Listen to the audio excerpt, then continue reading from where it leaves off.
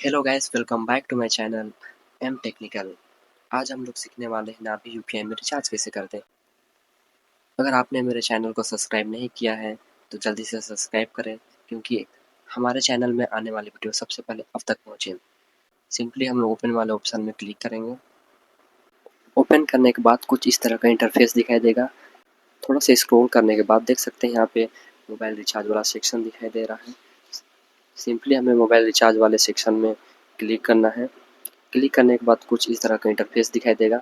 सबसे पहले आप यहाँ पे देख सकते हैं सर्च बार दिया हुआ है, इसमें सेव कॉन्टैक्ट और मोबाइल नंबर सर्च कर सकते हैं।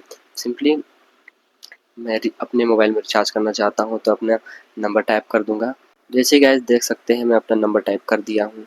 नंबर टाइप करने के बाद आप लोगों को कुछ इस तरह का इंटरफेस दिखाई देगा, जहाँ रिचार्ज प्लान दिखाई देगा।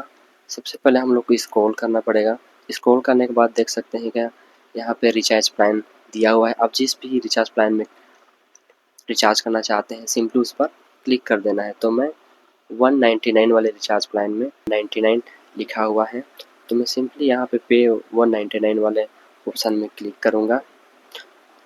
इस वाले ऑप्शन में क्लिक करने के बाद हमें नंबर वेरिफिकेशन होगा, फिर एक OTP आएगा। OTP डायल करने के बाद देख सकते हैं गैस रिचार्ज सक्सेसफुल हो चुका है।